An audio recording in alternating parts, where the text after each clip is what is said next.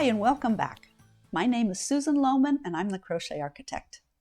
I'm going to teach you today how to successfully change yarn colors in your crochet projects. So let's get started. I have some swatches here that I'd like to show you.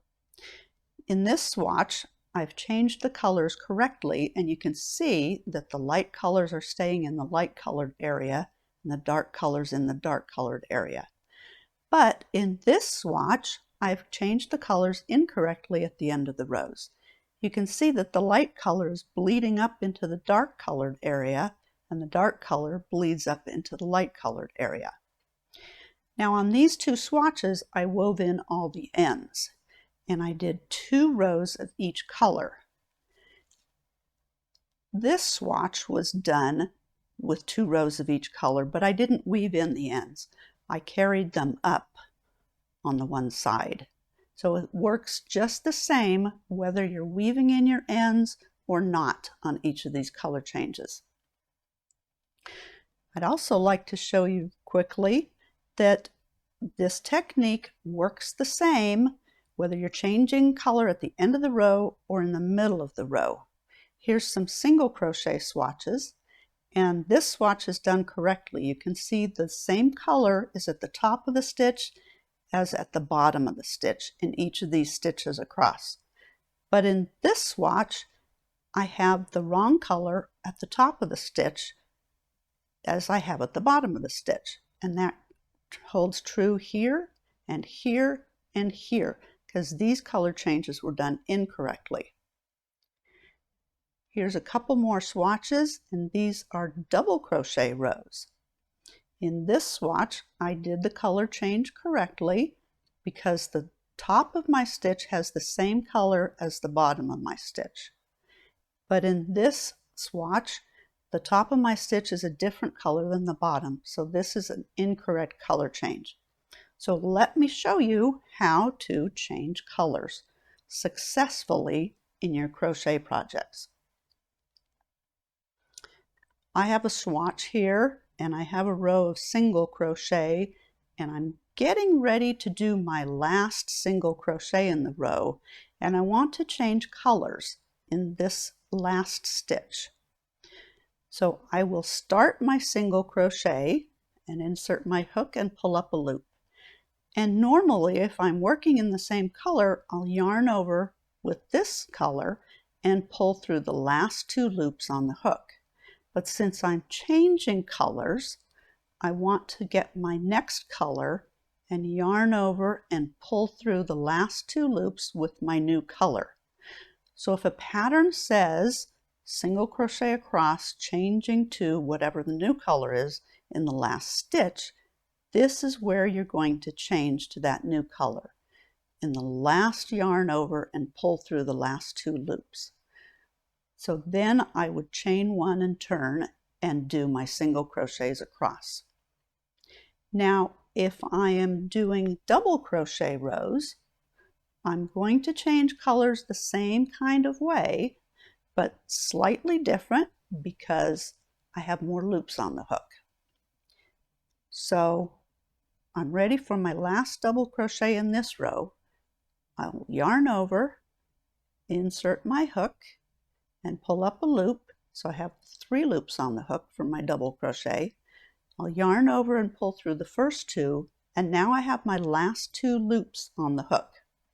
So I will drop this color and bring in my next color and yarn over and pull through those last 2 stitches. And then I would do my 2 or 3 chains and turn and start my next double crochet. And that keeps the new color up here at the next row. Just like these swatches here. These were single crochet rows.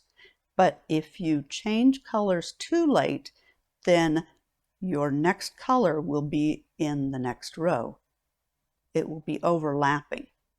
So you don't want, your old color rather, will be overlapping in your new row. And you want to keep those nice and clean on the edges and not have colors bleeding into others. Now the reason that this works the same when you're doing a color change across the row is because the loop that you have on your hook, let me just go back here and I'll demonstrate it across the row a little bit. Okay, say I'm going to change colors here again in this next stitch. I'm going to single crochet and stop here and pull my next color to finish my stitch, because the next color is going to be the top of the next stitch I do. The loop that's on your hook will always be the top loop of your next stitch, no matter what kind of stitch that is. So that's why you always want to change color in the last yarn over and pull through. So this color here will become the top of my next single crochet, as you can see.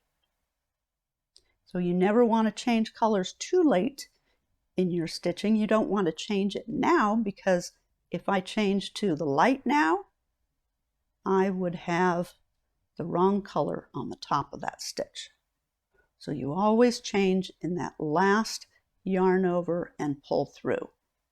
So you start your stitch and you don't finish it with that color, you finish it with the next color, so that that next color will be the top of your next stitch.